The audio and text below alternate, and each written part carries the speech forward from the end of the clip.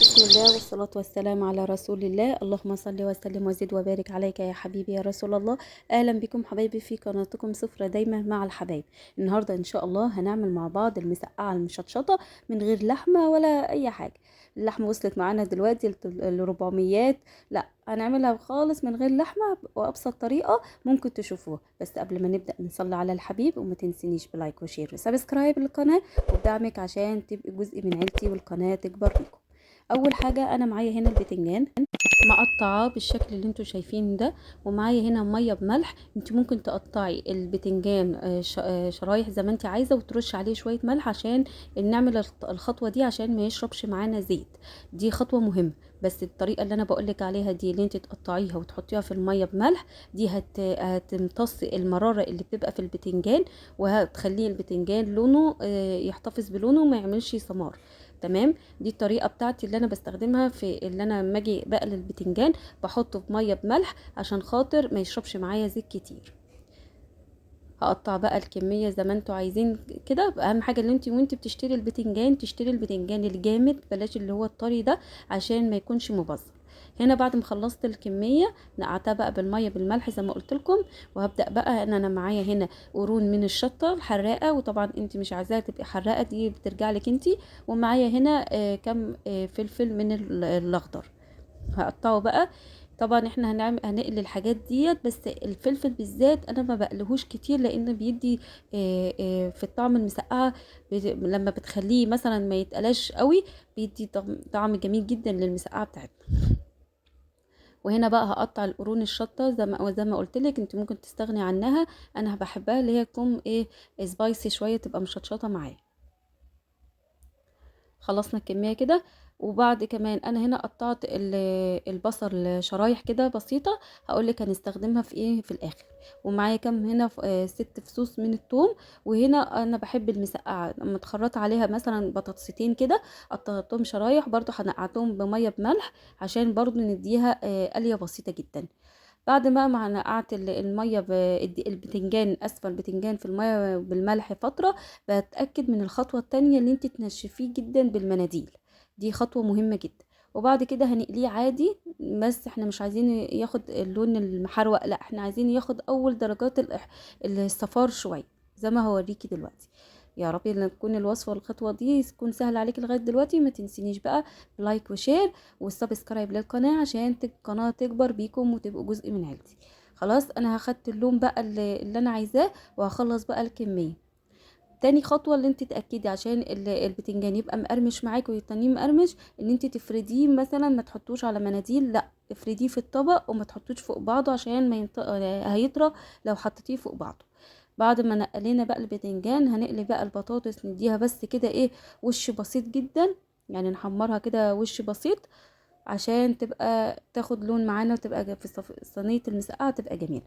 وهنقلي اخر حاجة اللي هي الفلفل الاخضر والفلفل الحار. نصلي على الحبيب. اللهم صل وسلم وزد وبارك عليك يا حبيبي يا رسول الله. وندعي لاخواننا في فلسطين ربنا ينصرهم يا رب.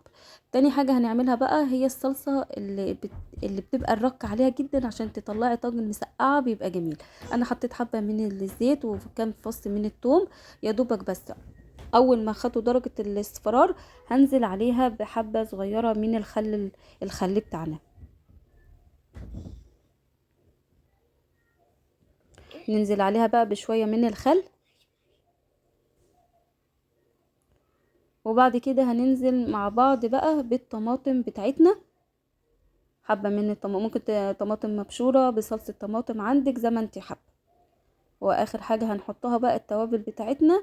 هنحط شوية من الفلفل الاسمر وشوية من الكمون وشوية من الكزبرة والملح. هي دي بس التوابل اللي انا بستخدمها في المسقعة. نسيب بقى كده الصلصه بتاعتنا تتسبك بقى تسبيكه بسيطه خالص. واخر حاجه نسيت اقولها لك، اللي انت تحطي رشه من السكر عشان الحموضه بتاعه الخل. دي خطوه مهمه جدا اللي انت تحطي رشه السكر في اي تسبيكه، تسبيكه مسقعه محشي باي حاجه. هنطبق مع بعض بقى طاجن المسقعه بتاعنا. اول حاجه هنحط فيها رصه من البتنجان. وبعد كده هنحط برضو حبة من الفلفل الاخضر، يعني نعملها طبقات، يعني طبقة بتنجان وفلفل اخضر وبصل وبطاطس، وبعد كده لغاية ما نخلص الكمية. وجربيها كده، تحطي البطاطس في طاجن المسقعة، والله بتدي طعم جميل جدا، وان شاء الله هتعملي احلى طاجن مسقعة. نحط بقى البصل، انا بحب البصل يكون مثلا مش يعني ايه، يدبل في الفرن مع البتنجان. يعني انا ما بدبلوش مثلا مع وانا بعمل الصلصه او بحمر البتنجان، لا انا بخليه كده، بيدي للطاجن المسقعه طعم جميل جدا. وهنحط بقى حبه من الصلصه، وهنعمل برضو بقيه الخطوه اللي احنا نحط برضو حبه من البتنجان، ونخلص الكميه بتاعتنا زي ما انتم شايفين.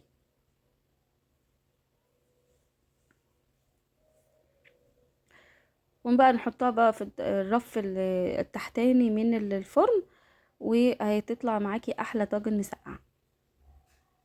ما تنسينيش بقى، بشجعيني بقى بلايك جميل كده.